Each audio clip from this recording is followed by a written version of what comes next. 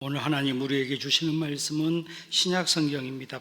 베드로전서 3장 18절부터 22절까지 말씀, 함께 하나님의 말씀을 읽으시면서 말씀되는 은혜가, 말씀이 믿어지는 역사가 우리 모두에게 임하기를 원합니다.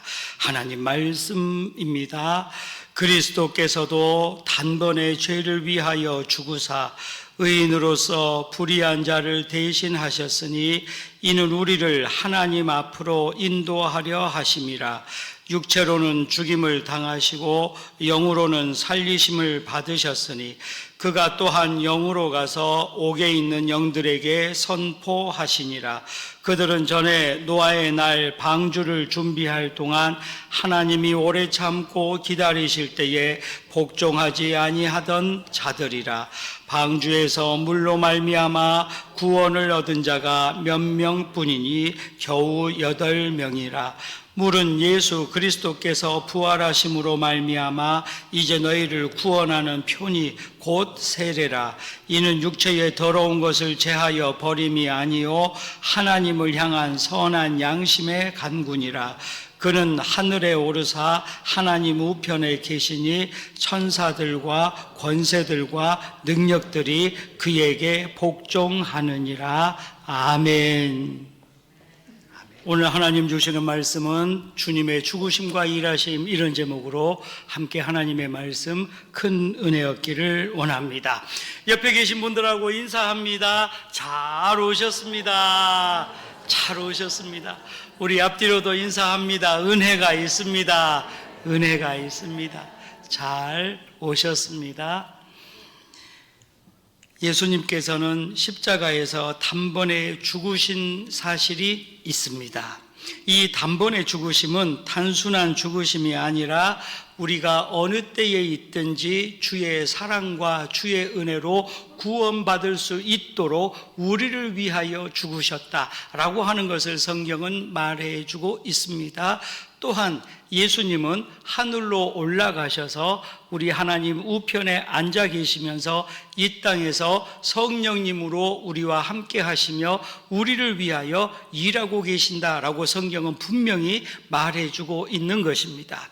사랑하는 여러분, 우리는 예수님을 믿는다라고 말합니다. 그렇다면 과연 예수님의 죽으심과 부활하심과 우리를 위하여 일하심도 믿고 있는지 우리는 스스로의 신앙과 믿음을 돌아보아야 된다라고 하는 사실입니다. 오늘부터 사순절 기간이라고 말합니다. 사순절은 부활주일 전 40일 동안의 기간을 이야기합니다. 이 기간 동안 교인들은 광야에서 금식하고 시험받은 그리스도의 고난을 기억하고 또 단식하기도 하며 속죄제를 드리기도 한다라는 걸 역사적으로 우리는 배울 수 있습니다. 즉 바꾸어 말씀드리면 사순절 기간은 주님이 우리를 위하여 고난당하시고 죽으심을 준비하면서 우리도 주의 고난을 기억하며 이 땅에서 거룩함과 은혜 안에 살아가야 되는 기간이다라는 걸 우리에게 말해주고 있는 것입니다. 히브리서 13장 12절은 이렇게 말합니다.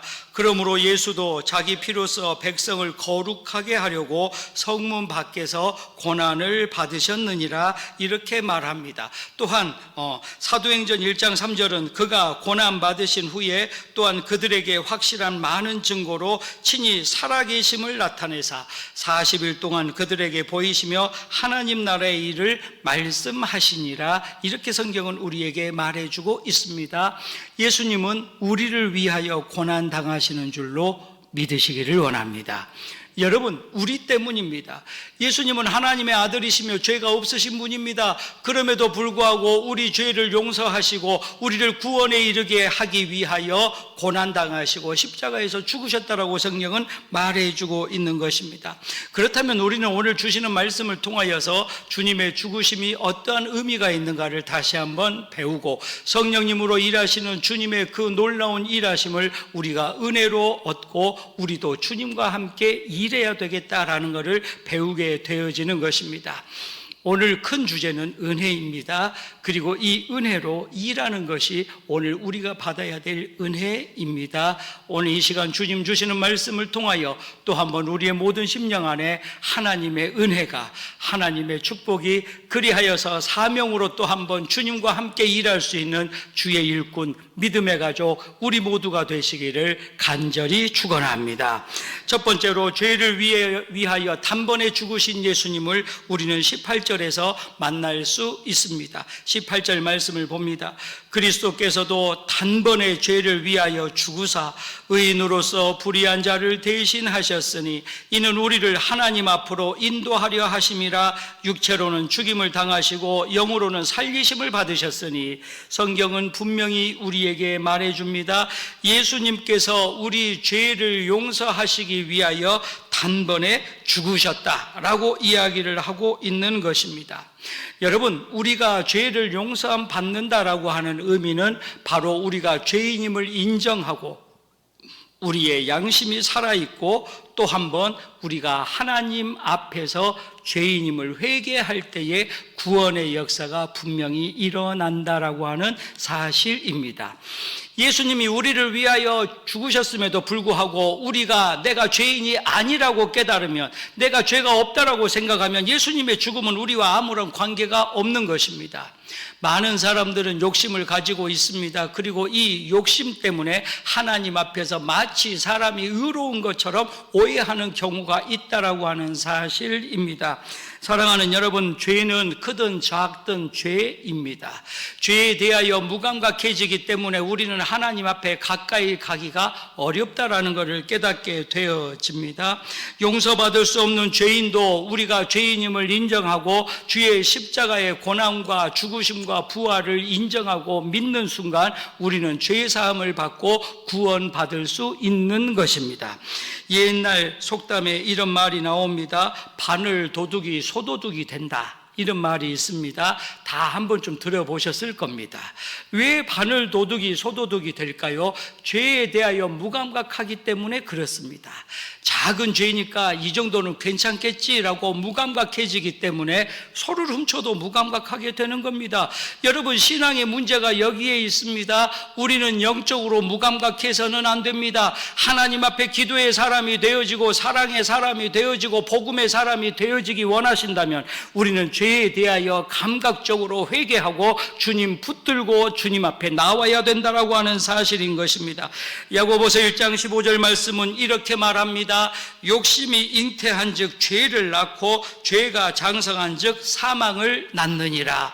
우리는 마음속에 욕심이 있습니다. 이 욕심 때문에 죄를 짓게 된다. 성경은 분명히 우리에게 말해줍니다. 그러므로 우리는 욕심도 내려놓을 수 있어야 됩니다.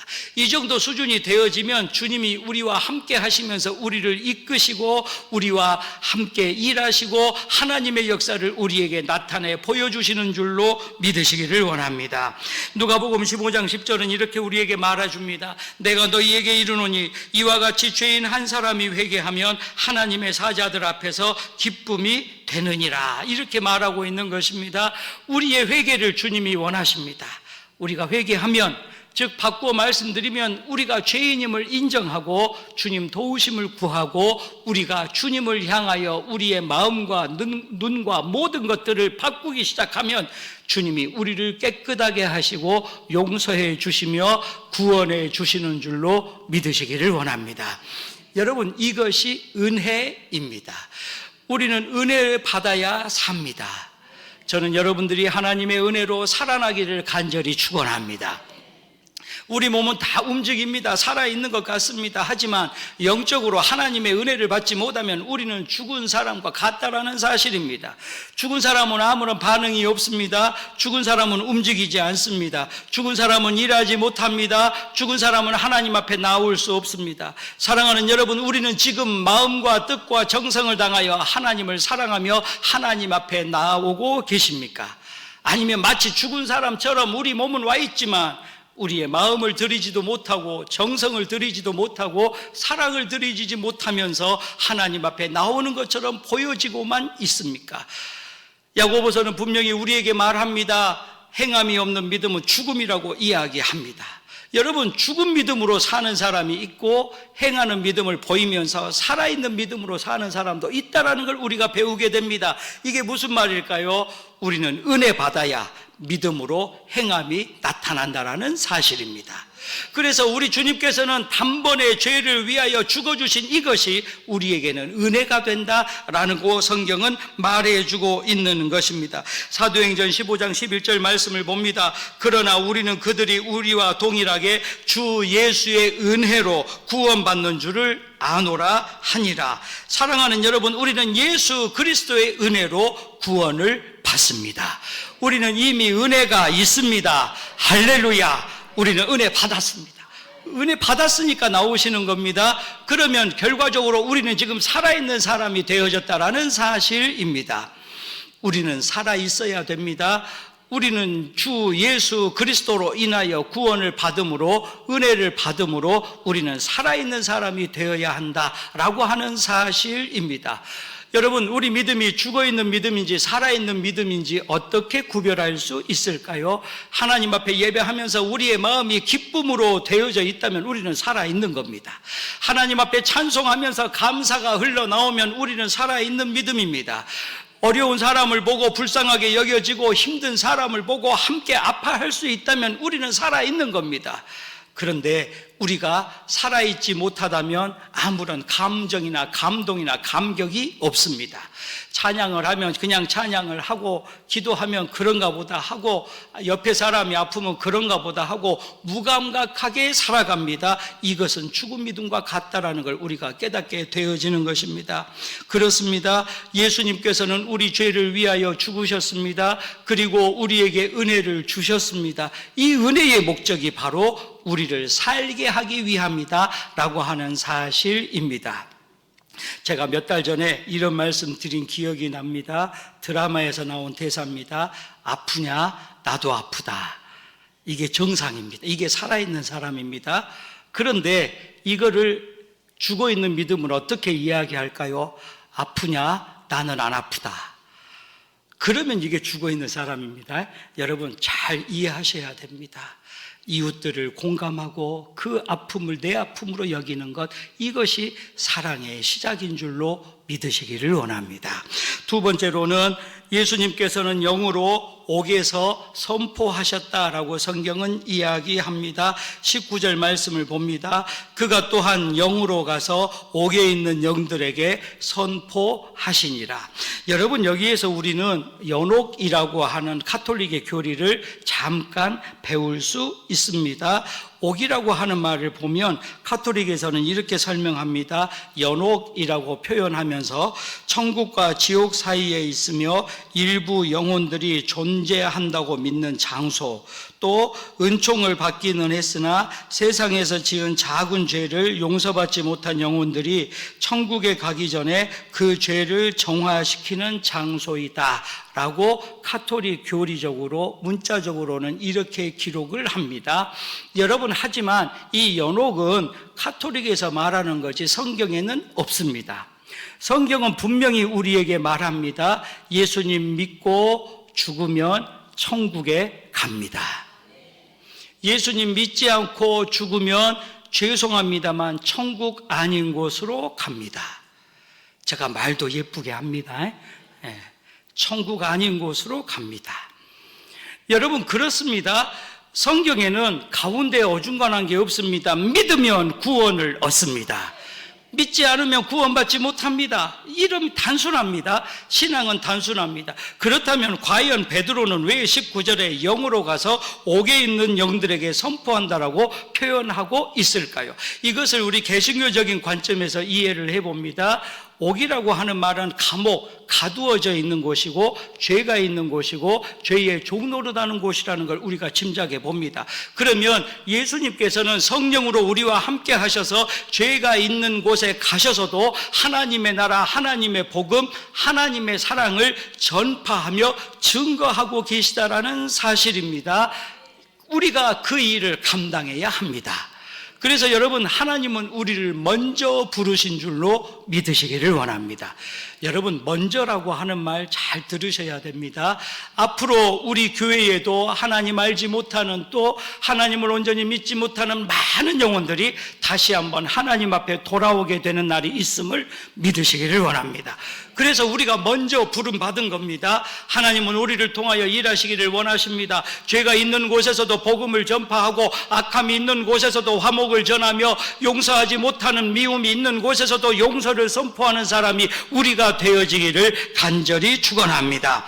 로마서 5장 19절부터 21절까지는 이렇게 말합니다. 한 사람이 순종하지 아니함으로 많은 사람이 죄인 된 것 같이 한 사람이 순종하심으로 많은 사람이 의인이 되리라. 율법이 들어온 것은 범죄를 더하게 하려 함이라. 그러나 죄가 더한 곳에 은혜가 더욱 넘쳤나니 이는 죄가 사망 안에서 왕 노릇한 것 같이 은혜도 또한 의로 말미암아 왕 노릇하여 우리 주 예수 그리스도로 말미암아 영생에 이르게 하려 함이라. 할렐루야. 아멘. 아멘입니다. 사랑하는 여러분, 죄가 있다라고 해서 포기해서는 안 됩니다. 포기는 정말 우리에게 불필요한 단어인 것만 같습니다. 우리는 예수 그리스도로 말미암아 죄가 있는 곳에서도 복음을 전하며 사랑을 전할 수 있어야 됩니다. 이것이 우리에게 은혜가 되고 이것이 우리에게 믿음이 되어진다라고 하는 사실입니다. 에베소서 1장 22절은 또 이렇게 말해줍니다. 또 만물을 그의 발 아래에 복종하게 하시고 그를 만물 위의 교회의 머리로 삼으셨느니라. 여러분, 복종이라고 하는 말은 내 뜻과 상관없이 따라간다라고 하는 의미입니다. 이걸 복종이라고 말합니다. 예수님께서는 십자가를 지시기 전에 겟세마네에 올라가셔서 눈물로 기도하셨습니다. 그러면서 이렇게 기도하십니다. 아버지여, 하실 수 있거든 이 잔을 내게서 옮기시옵소서. 그러나 아버지여, 내 뜻대로 마옵시고 아버지 뜻대로 하옵소서. 사랑하는 여러분, 우리 믿음이 겟세마네의 기도와 같은 주님의 사랑, 주님의 마음, 주님이 간절하게 기도하셨던 그 기도가 우리의 믿음이 되기를 간절히 축원합니다. 우리는 때때로 내 뜻대로 살기를 원합니다. 내 뜻대로 이루어지기를 원합니다. 하지만 우리는 항상 결론적으로 하나님의 뜻대로 이루어지기를 기도해야 된다라고 하는 사실인 것입니다. 사랑하는 여러분, 우리는 죄가 있는 곳에서도 하나님의 성령의 은혜와 능력으로 복음을 전할 수 있는 복음의 일꾼이 되어져야 한다라고 하는 사실입니다. 오늘 이 시간 저와 여러분, 죄를 이기고 또 이 이김으로 말미암아 주의 영광을 나타내며 주의 사랑을 전하는 귀한 믿음의 가족, 복음의 전도자가 될 수 있기를 간절히 축원합니다. 세 번째로는 주님께서 세례로 더러움을 제하여 주셨다라고 성경은 우리에게 말해주고 있습니다. 21절 말씀을 제가 읽겠습니다. 물은 예수 그리스도께서 부활하심으로 말미암아 이제 너희를 구원하는 편이 곧 세례라. 이는 육체의 더러운 것을 제하여 버림이 아니요 하나님을 향한 선한 양심의 간군이라. 이렇게 성경은 이야기합니다.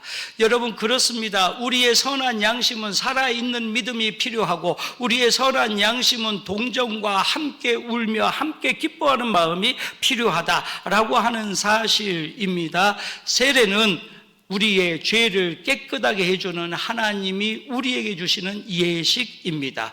그런데 우리의 죄는 몸으로 있는 것이 아닙니다. 마음의 죄, 눈에 보여지지 않는 겁니다. 이 눈에 보여지지 않는 것을 물로 깨끗하게 씻는 것을 세례라고 표현합니다. 하지만 예수님께서는 물로 세례를 주실 뿐만 아니라 성령의 세례를 통하여 우리와 함께 하시기를 원하시는 줄로 믿으시기를 원합니다.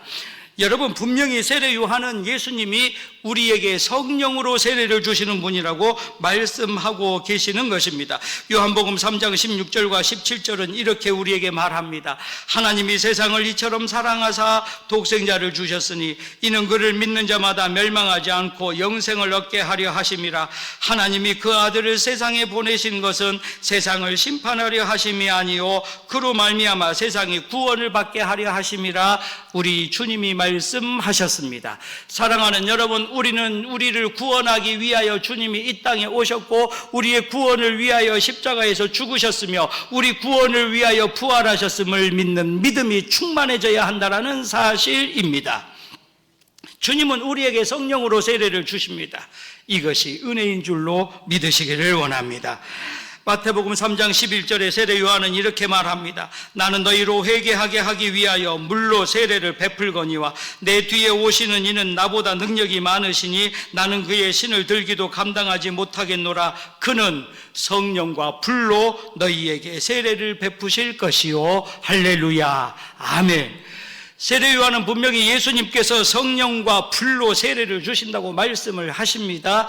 성경에 나와 있는 물은 생명을 의미합니다. 생명은 살아있다라고 하는 의미를 내포하고 있습니다. 즉 물로 세례를 받고 죄사함을 받았다라고 하는 말은 예수 그리스도께서 우리를 살려주시는 은혜가 그 안에 담겨져 있다라고 하는 의미를 가지고 있음을 알게 되어지는 것입니다. 예수님은 분명히 성령으로 우리에게 세례를 주시는 분이십니다. 우리가 은혜를 받기 시작하면, 우리가 하나님 앞에 나오기 시작하면 성령님이 우리와 함께 하셔서 우리를 이끌어 가시고, 성령님이 우리와 함께 하셔서 우리의 발걸음을 인도하시고, 성령님이 우리와 함께 하셔서 우리의 입술을 주장하여 주시는 줄로 믿으시기를 원합니다. 여러분, 그렇습니다. 우리는 성령으로 세례받은 사람입니다. 그래서 우리의 가는 길목마다 하나님이 축복의 길로 열어주시고 좋은 사람을 만나게 하실 줄로 믿으시기를 원합니다. 여러분, 우리가 기도 제목 가운데에서 좋은 사람 만난다는 게 얼마나 큰 축복인지 모릅니다. 좋은 사람은 우리에게 도움이 되고 유익을 줍니다. 그리고 그런 사람들은 우리에게 지혜를 줄 수도 있고 지식적으로도 우리가 배울 점들이 많이 있습니다. 여러분, 기도의 제목 가운데에 좋은 사람 만나도록 기도 제목을 하나쯤 더 추가하시는 것도 좋을 것 같습니다. 또한 우리를 통하여 하나님의 일하심이 분명히 그 안에 있다라고 하는 사실인 것입니다. 요한복음 3장 5절은 우리에게 이렇게 말합니다. 예수께서 대답하시되 진실로 진실로 내게 이르노니 사람이 물과 성령으로 나지 아니하면 하나님의 나라에 들어갈 수 없느니라. 이렇게 우리에게 말해주고 있습니다. 물은 우리의 죄를 깨끗하게 합니다. 하지만 성령의 은혜를 받기 시작하면 우리는 일하기 시작한다라고 하는 사실입니다. 자, 바꾸어 말씀드립니다. 성령님의 은혜를 받지 못하면 일하는 것이 참으로 어려워집니다. 똑같은 교회 일을 하고 똑같이 하나님을 섬김에도 불구하고 어떤 분은 기쁨을 가지고 마치 내가 당연히 하는 일인 것처럼 감사를 가지고 일하시는 분들이 있습니다. 하지만 우리 교회는 그런 분들이 없습니다만 때로 억지로 하는 교회의 교인들이 다른 교회에 있을 수도 있습니다. 제가 좀 어렵게 말씀을 드렸나요? 예. 어렵지 않습니다. 우리 교회는 어찌되었든지 성령님의 은혜 가지고 감사로 주님 섬기고 주의 몸된 교회를 섬기는 가족들이 되어졌음을 믿으시기를 원합니다. 그렇습니다. 우리는 성령의 은혜를 가지고 감사와 기쁨으로 주님 섬기면 그것이 하나님의 복이 되고 은혜가 된다라고 하는 사실인 것입니다. 사도행전 1장 5절에 성경은 이렇게 말합니다. 요한은 물로 세례를 베풀었으나 너희는 몇 날이 못되어 성령으로 세례를 받으리라 하셨느니라. 할렐루야. 아멘. 우리는 기도하는 순간 성령님이 우리 기도 들으시고 우리와 함께 하시는 줄로 믿으시기를 원합니다. 이것이 성령의 은혜입니다. 우리는 성령의 은혜 받아야 일할 수 있습니다. 주님이 일하시는 것처럼 우리도 복음을 전하며, 주님이 일하시는 것처럼 우리도 치유의 역사를 일으키며, 주님이 일하시는 것처럼 우리도 말씀의 충만함을 누리게 된다라고 하는 사실입니다. 사랑하는 여러분, 우리는 함께 살아가야 합니다. 주님과 함께, 성령님과 함께, 말씀과 함께 살아갈 때에 하나님의 일하심이 우리 눈에 나타나고 하나님의 일하심이 우리를 이끌어가고 하나님의 말씀이 우리를 이끌어가는 줄로 믿으시기를 원합니다. 마지막으로 우리 주님은 하나님 우편에 앉아 계신다라고 성경은 이야기하고 있습니다. 22절 말씀을 읽겠습니다. 그는 하늘에 오르사 하나님 우편에 계시니 천사들과 권세들과 능력들이 그에게 복종하느니라. 아멘. 예수님께서는 우리를 위하여 죽으시고 3일 만에 부활하셨습니다. 그리고 이 부활을 통하여 하늘로 올라가시고 지금은 하나님 우편에 앉아 계신다라고 성경은 말해주고 있습니다.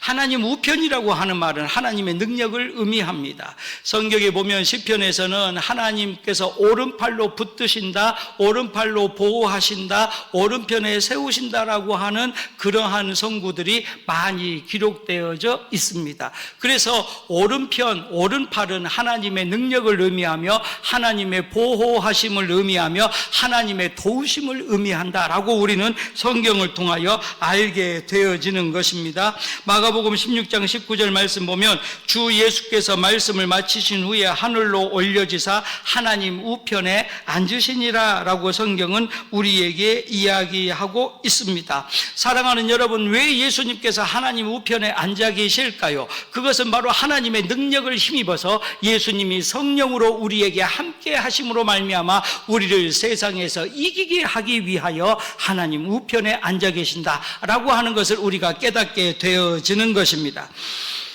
성경은 이렇게 말합니다. 로마서 8장 34절부터 37절까지 이렇게 우리에게 말해줍니다. 누가 정죄하리요? 죽으실 뿐 아니라 다시 살아나신 이는 그리스도 예수시니 그는 하나님 우편에 계신 자요 우리를 위하여 강구하시는 자시니라. 누가 우리를 그리스도의 사랑에서 끊으리요? 환난이나 공고나 박해나 기근이나 적신이나 위험이나 칼이랴.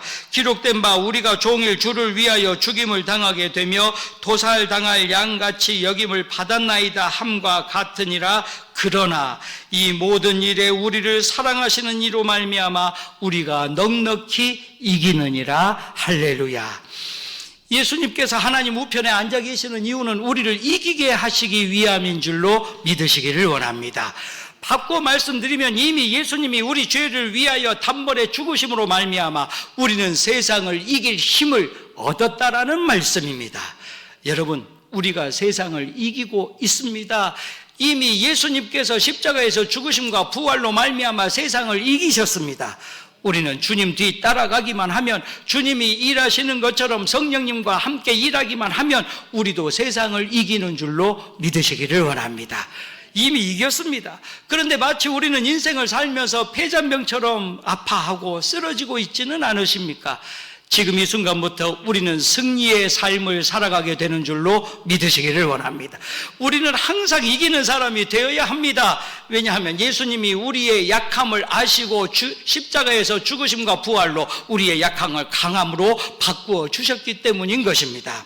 말씀을 마칩니다. 우리는 항상 위의 것을 생각하며 하나님의 은혜 안에, 말씀 안에 성령님과 동행되어지는 역사를 이루어야 합니다. 우리가 성령님과 함께 살기 위하여서는 다른 것 없습니다. 은혜 받아야 된다라는 말씀입니다. 여러분, 이제 말씀을 요약해 봅니다. 주님은 우리를 구원하시기 위하여 십자가에서 단번에 죽으셨습니다. 그리고 죄가 있는 세상에 나아가셔도 하나님의 말씀을 전하면서 하나님의 사랑을 선포하고 계십니다. 또한 물로 세례를 베풀어 주시면서 우리의 죄를 깨끗하게 하셨지만 동시에 성령의 세례를 주시면서 우리를 일하게 하신다라는 것을 깨닫게 되어지는 것입니다. 주님은 하나님 우편에 앉아 계셔서 지금도 우리를 위하여 일하시는 줄로 믿으시기를 원합니다. 우리가 성령의 은혜 받아서 주님과 함께 일할 수 있다면 그 순간부터 하나님의 역사가 우리를 통하여, 우리 교회를 통하여, 말씀을 통하여 저와 여러분에게 나타나게 되는 줄로 믿으시기를 원합니다. 우리는 이기는 사람이 되었습니다. 성령에 충만한 사람이 되었습니다. 이 은혜 가지고 이번 한 주간 세상을 이기고 좋은 사람 만나서 주의 복음 전하는 놀라운 역사가 저와 여러분에게 있게 되기를 간절히 축원합니다. 기도합니다. 하나님 감사합니다. 주님이 우리의 구원을 위하여, 죄사함을 위하여 십자가에서 죽으시고 부활하심을 믿습니다. 또한 주님께서 성령의 은혜를 더하여 주셔서 우리와 함께 세상을 이기고 우리와 함께 일하고 계심도 믿습니다. 이제 이 믿음의 역사가 나타나게 하여 주시옵소서. 예수님의 이름으로 감사하며 기도하옵나이다. 아멘. 지금은 우리를 구원하시는 예수 그리스도의 은혜와 아버지 되시는 하나님의 사랑하심과 성령님 감동, 감화, 교통하심이 이 시간 주님이 우리를 위하여 죽으신 그 은혜를 간직하며 성령의 충만함으로 이 은혜 가지고 주님과 함께 일하기 원하는 귀한 가족들 머리 위에, 가정과 자녀와 일터 위에, 주의 몸된 교회와 나라와 민족 위에 이제로부터 영원토록 함께 하시기를 축원하옵나이다. 아멘.